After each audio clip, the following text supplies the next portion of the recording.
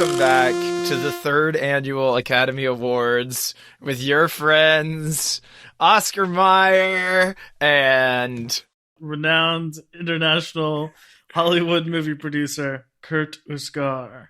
Wonderful to be back. OscarWatch! OscarWatch! Back replacing those two bozos who are usually on this feed. We are here today to talk to you about the Oscar nominees, what we like, what we don't, our predictions, and basically just have a fun old time.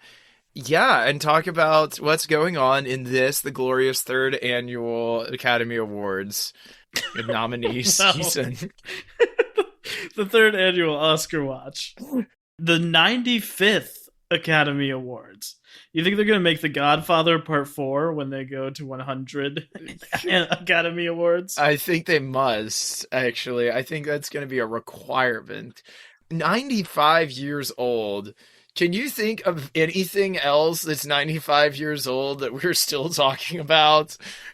Seriously. Well, surely some of the stadiums that you sell your fine wares at, Oscar, are getting on close to 95 years old, too. Yes. Unfortunately, I've never been to a stadium in my life. I own a company. I do not sell hot dogs in person. You must have me confused with someone else. But yeah, sure. Some stadiums, they're old. And so is the Academy Awards. And so are all of the people who voted in the Academy Awards. I guess it's fitting. The 2023 Oscars, remember, these are honoring the films, all of which came out in 2022, the 2023 Oscars. Just another bad thing about this staple of the entertainment industry. If we need it anymore, cool, let's get into it. All right, let's talk about it. Speaking of hot dogs, the film that got the most nominations this year. Was it Seth Rogen's Hot Dog Party 2? No, indeed, it was Everything Everywhere All at Once with 11 nominations, followed closely by The Banshees of Inisherin and All Quiet on the Western Front, both with 9 nominations. Okay, quick pop quiz. Is the book All Quiet on the Western Front or the 95th Academy Awards older? I don't know the answer, so it doesn't matter if you answer correctly or not. I'm not actually sure, but I know, of course, the original adaptation of the book won Best Picture at the Academy Awards. Now, I don't know how soon that was after the book. We're listed under questions we still have. I see here that you have A24 as the most nominated studio with 18. Does this mean that A24 is officially uncool? Kurt Uskar, I kick it to you. Well, it certainly released a few uncool movies this year, but I think it is still cool for the moment. Okay. Now, if it keeps it up, maybe not. But right now, it still does get to be cool, and Neon or Sony Pictures Classics hasn't usurped it. Good. What are some of the more, speaking of uncool things, what are some of the more notable snubs of this year? Thinking of movies that did have Oscar buzz and people expected to be here, I think a big one is The Woman King, which got nominated for nothing at all, shockingly. What? Villains.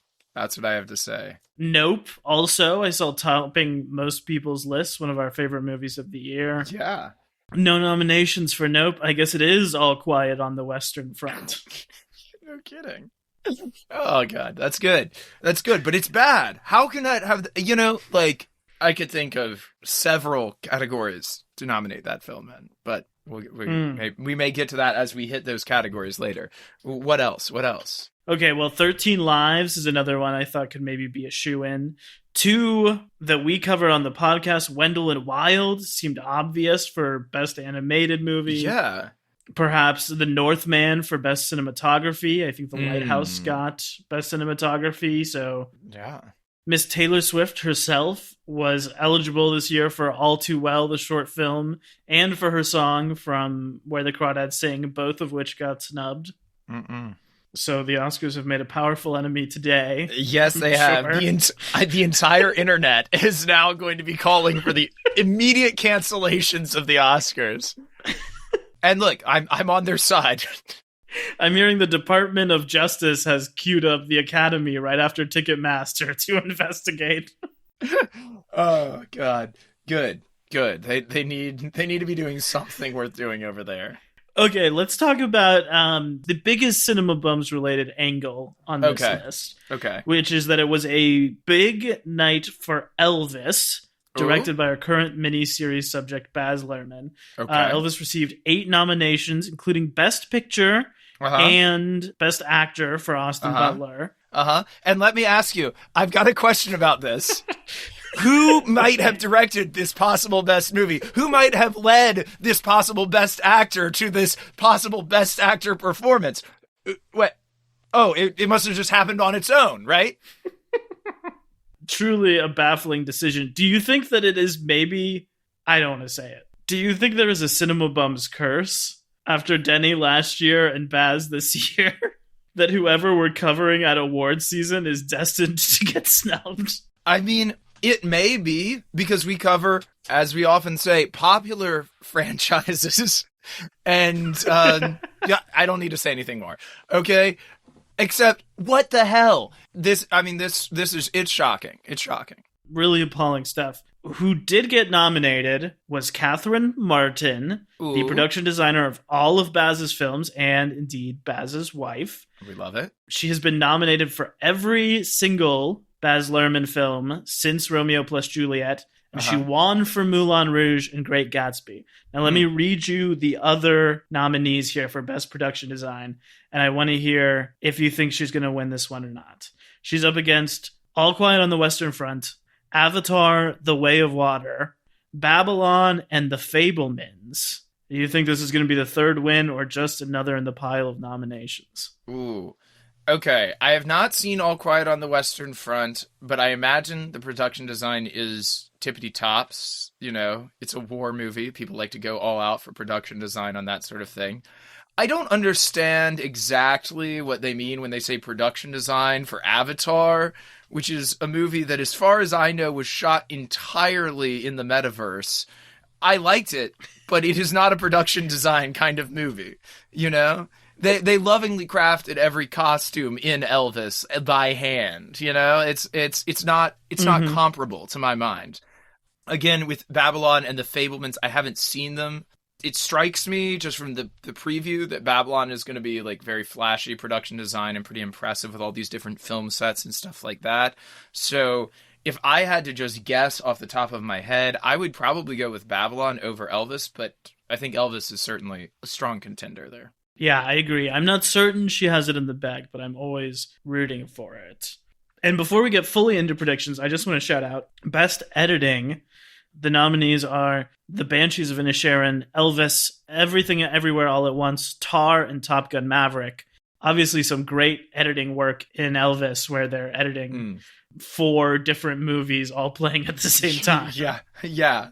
But I want to shout out the Top Gun Maverick editing team, of which past and future guest Emily Russell Rail of this podcast is a part of. It's so cool. Congrats, Emily. And I think that is also who should win, even though we are biased, because I listened to an interview and I believe they had something like 300 hours of plane footage that they just had to scrub through to like form into coherent action sequences, basically. That's insane. They were like, Tom, seriously, you can't fly it again, all right? Please. And then he'd just do exactly what Maverick would do, and he would go and do it, you know? But good job, them. And yeah, they should get it. That movie slapped. Last order of business before we get on to our full predictions. I just wanted to read out the list of films nominated for Best Animated Short this year of the Oscars. And here to read the list is Oscar Mayer. Would you please read the 5 titles nominated for Best Animated Short this year at the Oscars?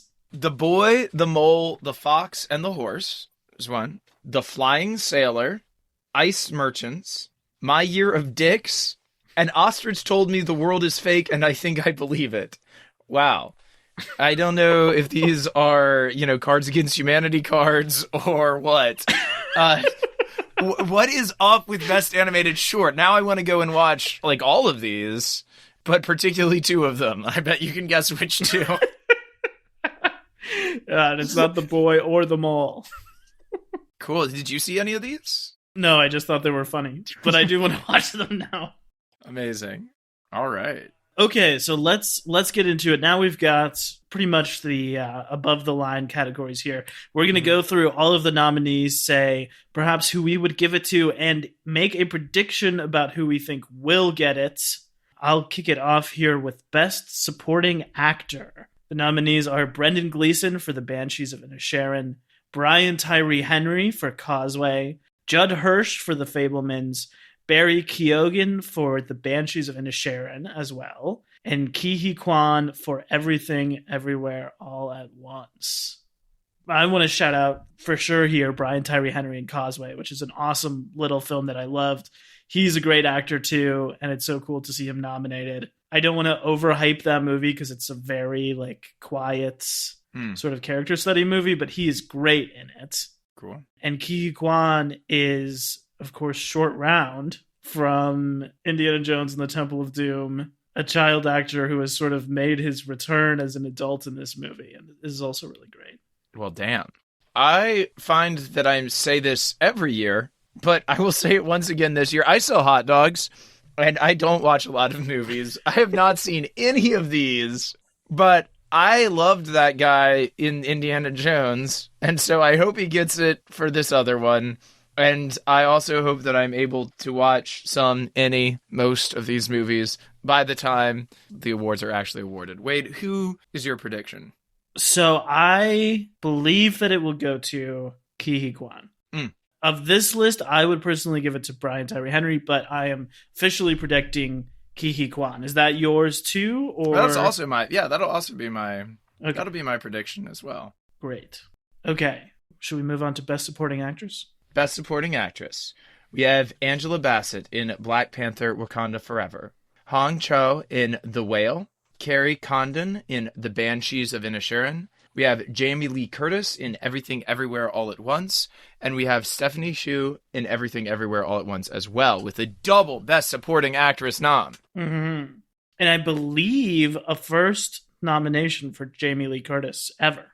Whoa. Okay, well then I gotta say my prediction is Jamie Lee Curtis, because they're just gonna do that thing where they're like, you have done so much excellent work. Mm-hmm. Here's a role that you also did, and here's an Oscar. However, that's not a comment on which of these I think is best. Kurt, do you have an opinion? I have not seen The Whale, nor do I intend to.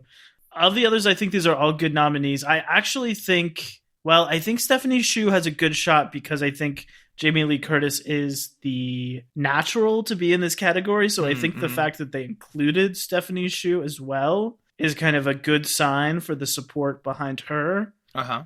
But I would give it, for the same reasons you say, to Angela Bassett would be my prediction here. Mm-hmm. I believe it will also be basically a career award, but I think that will be Bassett for, I believe, the first person to ever be nominated for acting in a Marvel movie ever. Whoa. Yeah, unless Kevin Bacon was nominated for First Class. I can't remember correctly if he was or not. Man. Okay, next up is Best International Film. The nominees are from Germany, All Quiet on the Western Front. From Argentina, 1985. From Belgium, Close. From Poland, EO. And from Ireland, The Quiet Girl. The only two on here that I've heard of are All Quiet on the Western Front and EO. Here's my prediction.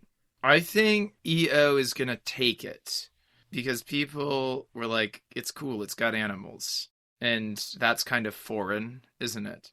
That's my thought. How about you, Wade? I think that is a good guess, because I've also heard a lot of buzz about EO. I just want to say that I watched what felt like a lot of good international films with awards buzz, and I have not seen any of these films, so none of the ones I watched got nominated. Interesting. Including Saint Omer from France, which was this excellent courtroom drama. Mm-hmm. Decision to Leave was this really cool detective movie from South Korea. Well, even Triangle of Sadness, which is nominated in a lot of other categories, did not get nominated for international filming. Huh. I guess to just vote for something different, I'm going to vote for All Quiet on the Western Front, since it is also nominated in several other categories. Yeah, I think that has a chance. It's nominated for Best Picture, right? Yes. I think it has almost a stronger chance at Best Picture because we do love a war movie than for international. Yeah. I don't necessarily think that's my prediction. We'll have to get to that when we get to that, but that's kind of the calculus on that for me. All right, next up, the next category is Best Documentary. We have All That Breathes, All the Beauty and the Bloodshed, Fire of Love, A House Made of Splinters, and Navalny. So I looked these up earlier today. All That Breathes is an animal documentary about people who take care of animals. All the Beauty and the Bloodshed is about an artist and the work she did throughout her career regarding the Sackler family and pharmaceutical problems and like trying to shed light on that. Whoa. Fire of Love is the only one of these I've watched, and I did love it. It's the documentary about two people who are both volcanologists, study volcanoes, and are also in a marriage. It's on Disney Plus. I'd highly recommend it. A House Made of Splinters is about boarding houses where kids stay when they're in the middle of custody battles. It's a documentary about this, about kids whose parents are fighting for custody, so the kid can't live with either of them for a period of time. That's what that is. And Navalny is about a Russian public figure who very publicly opposes the Russian government and I believe is currently in jail in Russia. It's a documentary about his life. What do you think edges out the competition there? Well, I think it's going to be Navalny because we're in a very anti-Russia, let's expose the Vladimir Putin's government sort of mood in this country. And it seems like one of the few things that it seems like both chunks of the political spectrum can get behind in a real way. So it seems to me like that is a pretty safe bet. That's my thought. And you? I would give it to Fire of Love, even though that's the only one I've seen. I guess it's not fair to say that, but I did love that movie. Yeah. I am going to predict All the Beauty and the Bloodshed because I've heard buzz about that here in New York. And also, Big Pharma is also something that people generally seem to agree is bad. So yeah, that's where I'm going to go. Cool. Okay, next up, we have Best Animated Film. The nominees are Guillermo del Toro's Pinocchio, Marcel the Shell with Shoes On, Puss in Boots' The Last Wish, The Sea Beast, and Turning Red. What is The Sea Beast about? Yeah, I have not seen The Sea Beast. It's on Netflix, I know, and I think it's from the director of Moana, who I believe left Disney to go and direct this movie at Netflix. Cool. The rest of these, though, I want to say, this is a really great year for animated film. Pinocchio is a cool, funky sort of take on the material, stop motion animated. It's way more CGI than Wendell and Wild. I kind of wish Wendell and Wild was in here instead, but it is a really good movie. Turning Red is very fresh and fun. Puss in Boots: The Last Wish is incredible. It is a great piece of metal cinema. Absolutely kicks ass. And Marcel the Shell with Shoes On, although that is a film that is live action with one stop motion character, which I'm a little suspicious of, is a great movie, whether or not it should be on this list of animated film or not. It's tough. I feel like crowd favorite, Turning Red. Like, just like for the audience for animated films, the kids who are actually watching it, Turning Red. Puss in Boots, I've heard that it was awesome. I think it's kind of cool that the sequel in a spin-off series to Shrek, which was nominated when it came out for Best Adapted Screenplay. I mean, I don't know. I think that's kind of cool too. I just love the fact that Marcel the Shell with Shoes On, that like there's a movie of that now. I don't know. Again, I'm gonna say Turning Red. Also, are people not like mad that Encanto is not on here? I think it was last year, right? Oh, was it last year? Okay, it may have been last year. I feel like that was a December one that, snuck snuck in. under the line last year. Cool. What do you think? I don't know. I also kind of feel like it might be Turning Red. Although I don't want to underestimate the CB since that is on Netflix. So is Pinocchio. And I feel like more people have Netflix just than anything else when they're watching movies for their kids. True. Perhaps wishful thinking, but I am going to predict Marcel the Shell with Shoes On. Oh, that's awesome. My favorite of this very prestigious category this year. Okay, next up we have Best Score. All right, we've got Volker Berman for All Quiet on the Western Front. We've got Justin Hurwitz for Babylon. We've got Carter Burwell for The Banshees of Inisherin. We've got Sun Lux for Everything Everywhere All at Once. And John Williams for The Fabelmans. What are, to my mind, the two best scores I heard this year? Ludwig Göransson for Black Panther and Michael Abels for Nope, which feels like it should have been a shoo-in on this list. Yeah. I mean, the stuff he does in that movie at the end with the score is unbelievable, so... I mean, the way that the music and the sound, all kind of plays into each other with the horror of... Yeah. I don't know. I could easily see it being John Williams, but I'm going to go with Hurwitz for Babylon here. I did not like Babylon, but I still loved that score. And that movie is 3.5 hours long, and I think the score is 2 hours of original music. It's an insane accomplishment. So I'm going to go Babylon. What about you? I'm going to say John Williams for The Fabelmans. I mean, who better to score the movie about Steven Spielberg's life than the guy who has done some of the most iconic scores of Steven Spielberg movies? That would be my guess. Next up, Best Adapted Screenplay. And let's all remember that sequels count as being adapted from the original film here, which explains this category a little bit. Okay, we've got All Quiet on the Western Front, written by Edward Berger, Leslie Patterson, and Ian Stokell. We have Glass Onion, A Knives Out Mystery, written by Ryan Johnson. We have Living, written by Kazu Ishiguro. We have Top Gun Maverick, written by Scream 3 writer Aaron Kruger, another Cinema Bums alum there, along with Eric Warren Singer and Christopher McQuarrie. And we have Women Talking, written by Sarah Polley. Okay, so now some things from Top Gun make sense. Bringing back the child of your dead friend to be your semi-antagonist in the new movie. Surprise! You didn't know he had a kid, did you? Totally a Scream move. So, you know what? I respect it more now that I know where it's coming from. It's got the proper lineage now. I understand that this was, Loomis's great-granddaughter or something, back from the dead to seek revenge once more on the man who killed her father. I get it. I mean, I cannot stress how dumb I think it is that sequels are in the same category as things adapted from books. And as remakes, which Living is a remake of a Kurosawa movie. Oh, interesting. Also a different category in my mind. Mm-hmm. And All Quiet is either a remake or an adaptation. Kind of both. I guess both, yeah. It would be probably more what you would consider an adaptation, because I'm sure they went back to the book, as their source material. From what I hear, Women Talking should win. I agree. And I think it probably will. It'll either be that or All Quiet. I mean, Living, that's interesting. And it's adapted from a Kurosawa? Yes, it's a British remake of a Kurosawa film. It stars Bill Nighy, who we'll talk about in a minute, but also got nominated. I'm going to go with Women Talking as my prediction. Wade?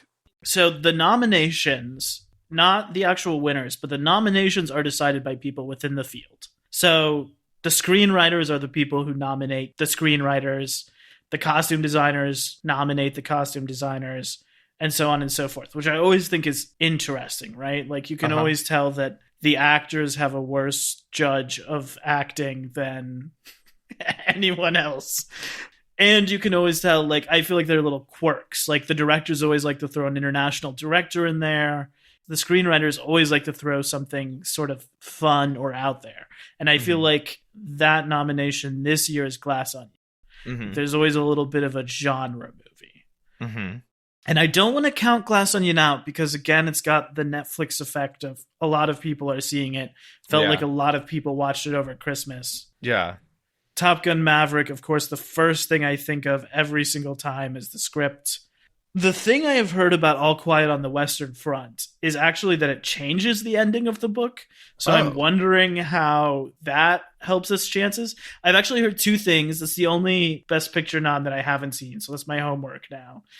But I've heard that it changes the ending of the book, and I've heard that it's very stylistically inspired by Denis Villeneuve movies. Ooh. It's sort of in that same, like, sparse, epic Denis style. Damn. Okay. I am going to also predict Women Talking, which I love, and I think, like, didn't get nominated for much, so I want to see it win somewhere. Switching lanes to Best Original Screenplay. We've got The Banshees of Inisherin, written by Martin McDonagh. Everything Everywhere All at Once, written by Daniel Kwan and Daniel Scheinert. The Fabelmans, written by Steven Spielberg and Tony Kushner. Tar, written by Todd Field. And Triangle of Sadness, written by Ruben Ostlund. This seems like 5 very, very different movies. Depending on what style of movie and writing you like, you could have very different interpretations of this. I assume that the Martin McDonagh movie is like most Martin McDonagh movies. And if you are into that sort of thing, delightful. Tony Kushner being there is big. Yeah. I don't know. What do you think? I'm kind of conflicted in my heart. Seeing all the Fabelman buzz this year, I really love the Fabelmans, but I don't think it's better than West Side Story, which I'm still carrying like it's my cross to bear a year later as one of the best movies that I know nobody has watched. But the Fabelmans is really good, so I don't want to be like, well, they did something slightly better last year. Because I do think that it is moving and very inspired by his real life. I mean, that's the only thing like that on there. Everything Everywhere is very inventive and obviously got nominated the most, so I don't want to be like, it's going to get shut out everywhere. I think I am going to predict Martin McDonagh for The Banshees of Inisherin. That is a very dialogue-forward movie. That is also a movie that got nominated a ton that I think is probably going to be maybe overshadowed in a lot of the different categories, and I think this is where it takes the prize. I'm going to go with Everything Everywhere All at Once because of its inventiveness and its like wild quirkiness. Yeah. Next up, we have the Best Director category. Martin McDonagh up first for The Banshees of Inisherin. Daniel Scheinert and Daniel Kwan for Everything Everywhere All at Once. Steven Spielberg for The Fabelmans. Todd Field for Tar. Ruben Ostlund for Triangle of Sadness. And that is it. Note here, too, that Todd Field, Steven Spielberg, Ruben Ostlund, all of these are written and directed by the people, and only Spielberg has a co-writer on his. I mean, that's pretty crazy, too. It's the writer-director coming through in this Best Director category. Yeah, I mean, I didn't even realize until we put these back-to-back like this, but this is exactly the same as Best Original Screenplay. Yeah. It's the exact same lineup. That's nuts. Yeah. We said they always like to get an international director in there. In the last 2 years, it has gone to the international director. Yeah, I guess last year there were a few. But last year was Campion. The year before it was the guy for Another Round. I think that gives Ruben Ostlund a leg up. I think the Daniels have a good shot. Todd Field coming back, making a movie for the first time in 15 years. But I think I'm going to predict that this goes to Steven Spielberg. Yeah, because they're like, this might be his last movie, the crowning highlight of a just incredible career or something, you know? At least, like, his last movie that they can respectably award, you know? Yeah. And he's only won once. Really? He's only won for Schindler's List, right? He's never won again. That is crazy. Okay, Jaws, Jurassic Park, 10-10. War of the Worlds. War of the Worlds. No, but seriously, Yeah, one of the greatest directors of several generations in a row. Cool. I'll go with a safe bet and say Steven Spielberg too. I think that's pretty spot on. Who's going to be mad? Who's going to be mad? Yeah, who's going to be mad about that? Come on. All right. Next up, for Best Actor, the nominees are Austin Butler for Elvis, Colin Farrell for The Banshees of Inisherin, Brendan Fraser for The Whale, Paul Mescal for Aftersun, and Bill Nighy for Living. Now, this one is exciting to me for a few reasons. First of all, shout out to Paul Mescal for Aftersun. Mm-hmm. An awesome nomination. He's so good in that movie, and that's such like a quiet, small movie, similar to Causeway, that I didn't really think it had a chance to get nominated. So that was probably the thing on this whole list I was most excited to see. Cool. All of these are first-time nominees. All of them have an angle to them, you know? We normally talk about, like, what's the narrative around the win. Yeah. Colin Farrell was in 4 movies this year and great in all of them, just like Andrew Garfield last year. Yeah. Brendan Fraser coming back after an absence. Bill Nighy, never been nominated. Same for Austin Butler. This new upstart gives a really committed role. I feel like this one could go anywhere. Okay, if I was voting off of a single performance, I would go Austin Butler for Elvis. I think he's phenomenal in that role. I think the movie is okay, but I think him in that movie is incredible and, like, by far and away the most interesting and, like, best part of it. If I was going for, like, career, Colin Farrell, hands down. He is, like, like you said, in multiple different kinds of roles this year, giving incredible performances. And he always gives good performances. I think he's a super underrated actor. Yeah. And I think he's awesome. If I was going to go with what I think is actually going to happen, they're going to give it to Brendan Fraser, and we all know why. So... What do you mean? Because he wore a fat suit? Yeah, exactly.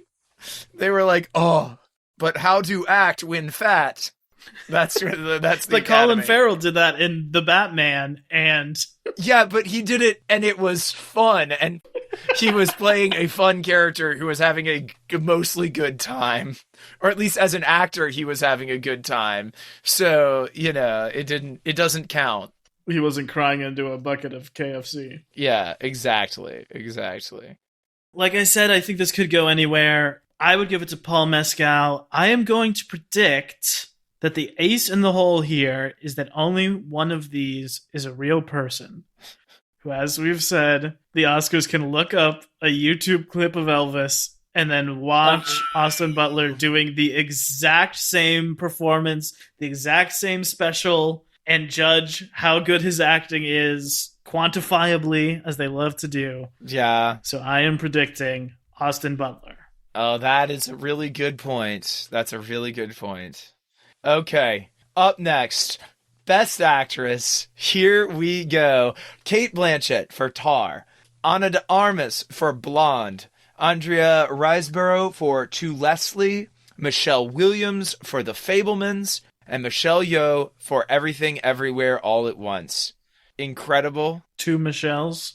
2 Michelles. I haven't seen Tar, but I know Cate Blanchett is always just gives it 100%. I wouldn't be surprised, but I'm going to go with Michelle Yeoh for Everything Everywhere All at Once. There was a lot of buzz around her, especially like as an older actress taking on the lead role in this totally bonkers movie. I'd love to see it. So, how about you? I would love to see it too. I think Michelle Yeoh would be the most exciting win. The T here on the Andrea Riseborough to Leslie nom is that instead of running like a typical campaign for this very, very small movie that I hadn't even heard of until a week ago, I think came out in the summer to like no buzz of any kind, she waited until the week that voting was open and then ran this very like celebrity connected campaign where like one day out of nowhere, Edward Norton and Cate Blanchett, who is nominated here, and Gwyneth Paltrow like all tweeted Andrea Riseborough and To Leslie should win the Oscar. Wow. And they had showings of this movie and like did this huge push just for the 1 week that people were voting, and it worked, which is pretty wild. That is wild. So it's cool. I don't think it's going to take her to the win. Ana de Armas, I'm sorry she was in that movie, and it feels like she's in this category because the people are like, hey, sorry you were in that movie. Yeah. Michelle Williams is in the wrong category. She should be in Best Supporting. I am going to predict should win, will win, Cate Blanchett for Tar, another piece of metal cinema, an incredible performance. She doesn't need another Oscar, but she's first on this list because, as Tar says, you cannot start without me. And I think that she will take it over. Incredible. Well, that brings us finally to, I don't even know. I don't even have anything good for this because I'm starstruck. Best Picture, the big cheese, the whole enchilada. This is what people work their entire lifetimes to get. And here it is. The 10 films nominated for Best Picture. All Quiet on the Western Front, Avatar, The Way of Water, The Banshees of Inisherin, Elvis, Everything Everywhere All at Once, The Fabelmans, Tar, Top Gun Maverick, Triangle of Sadness, and Women Talking. Let's just look at that list. Like, how does that strike you, Oscar? I'm pissed that Nope isn't on here. That's how it strikes me. I'm like, where is one of my favorite movies of the year, basically? And also just a movie that is like a movie sort of movie, as some people would say. And like fits the bill. You know what I'm saying? It's not just like, oh, I liked it, therefore it should be on here. It fits the whole thing. And like, it should be there for Best Actor for Daniel Kaluuya. It should be there. Mm-hmm. It should maybe be there for Best Supporting Actress for Keke Palmer, or maybe even Best Actress. I'm not sure, but somewhere in there. Yeah. I mean, there's at least 3 outstanding supporting actor roles in that film. Mm-hmm. So it's like, what were they looking at? Cinematography, as we already talked about, sound and all that. I mean, it's truly wild to me. And the 3 Best Supporting you were talking about are the 3 little kids who jump him in the dark. Absolutely. It's crazy. And also, as we're on this particular rant, let me say, where's Florence Pugh for The Wonder? This seems like a weird list to me. Also, talking about the things that are actually here, kind of a strange thing. You've got Top Gun, Avatar, Everything Everywhere All at Once, and even Elvis to some degree, being like big, splashy, kind of crowd-pleasery type movies, right? Movies that made money. Movies that people actually saw. Movies that people actually saw. Which is maybe the first time ever that we've been covering the Oscars that movies people actually saw are on this list. Yeah, then we've got The Fabelmans, The Banshee of Inisherin, 2 movies by incredibly famous writer-directors. Obviously, Steven Spielberg is much more famous than Martin McDonagh, but he's famous. Like, he's a pillar in his own right? Yeah. And these are going to be your more serious drama-type films. 2 very different flavors of serious drama, but, two serious drama. And then we've got war movie based on a book. Mm-hmm. Then we've got Tar, Women Talking, and Triangle of Sadness. I'm not sure about the feeling of Triangle of Sadness, but I feel that like Tar and Women Talking are also both serious dramas, but like more subdued, maybe. Like less big name and more like in reception, more subdued is what I'm getting at. Like less well known and less well viewed, perhaps. Well, these are kind of the critics' choice, right? Like that's kind of what binds those together. Like the popular movies, the legacy movies, as you were saying, and then there are a few like you should watch this movies, right? Yeah. And one's more celebrated by critics than actual members of the Academy, potentially. Mm-hmm. Yeah, and 2 international films in Triangle of Sadness and All Quiet on the Western Front. Yeah, I mean, I think it seems like a weird list because, as we just pointed out, it's like balanced. Yeah. It's a mix of things, which the Oscars are not normally, and they do not normally contain this many blockbusters and crowd favorites. Yeah. And I think those feel honest for the most part, right? Like, I don't think this is kind of a cynical way to be like, if we nominate Top Gun, then people will watch, Yeah. I'm surprised by All Quiet on the Western Front. That's the one I haven't seen. I really haven't heard that much buzz about it.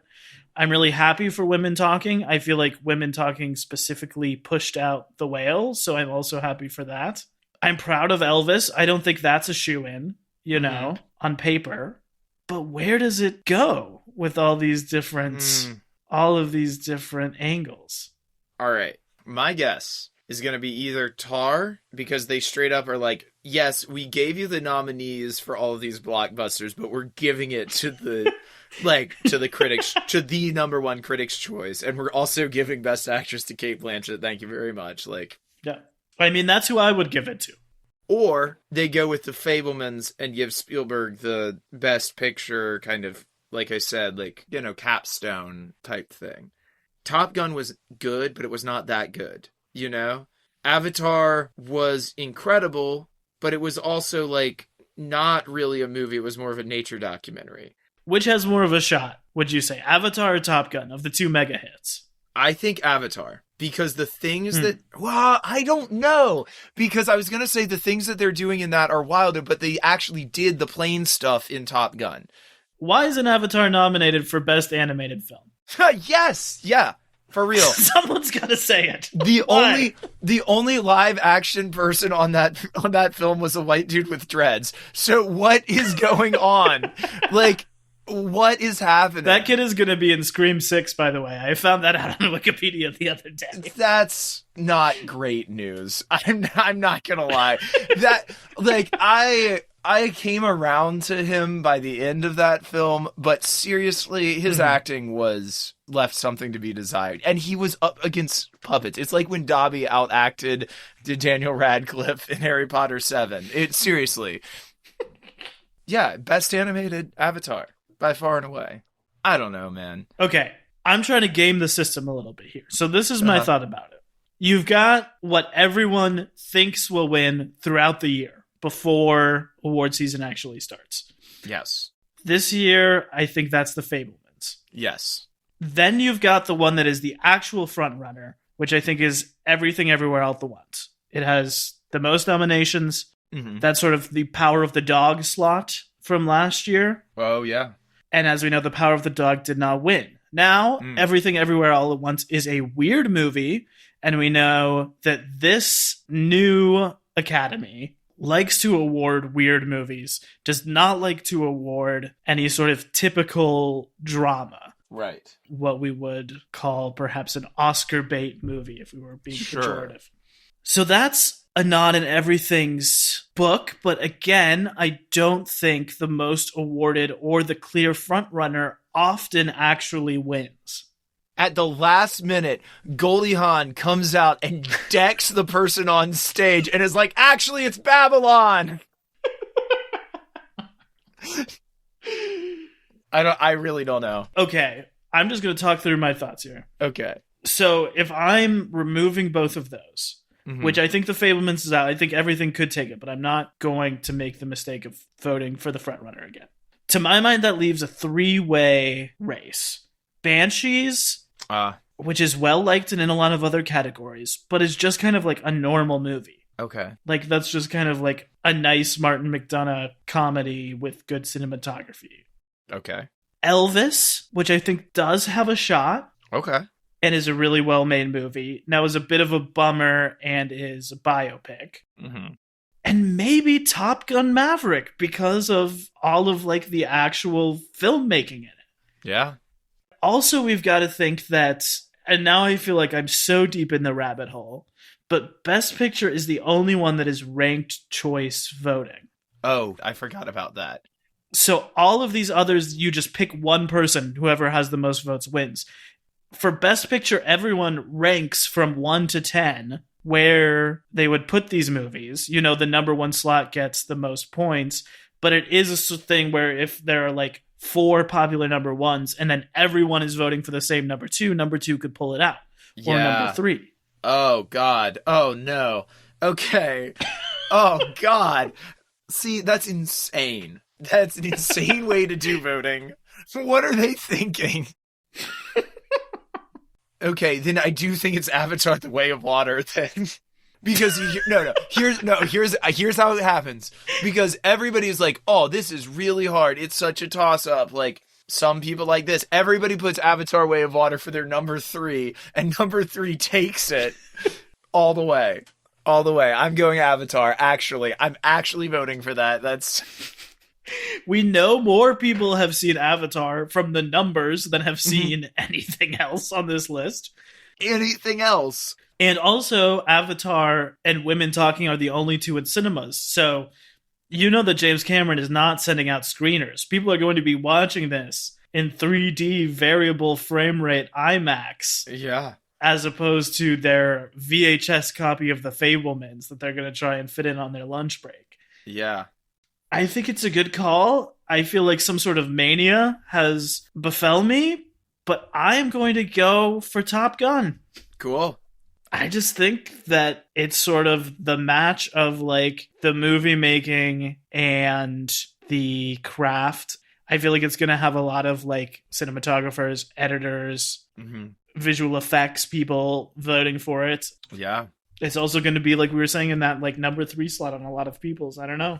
Yeah. But we're both going populist here. We're both going for popular and a sequel. Incredible. 2 things that never win. They never win. Incredible. Well, we've done it. The Oscars are Sunday, March 12th, 2023. That's the same weekend that Scream 6 comes out, so you know which of those I'll be watching. We'll be back after that to react and see who got the most predictions right. Send your Oscar predictions and hot takes to cinemabumspod@gmail.com. Wow, I haven't had to do that in a while. And Emmett and Wade, those idiots, will be back next week, continuing their Baz Luhrmann miniseries, The Baz Batch. Any final thoughts, Kurt? And man, The Woman King is just so crazy. That's going to come to Netflix because the Sony movies come to Netflix. Woman King is going to come to Netflix, and everyone is going to be like, "Oh, we should have nominated that." Yeah, that was a kick-ass movie. How about you, Mr. Meyer? Any final thought? I was trying to come up with a hot dog joke, but I'll just say what that other fool says: "Stay frosted."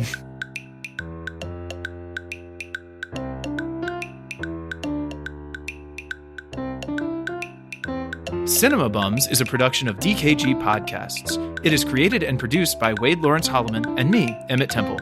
Wade also edits and mixes the podcast.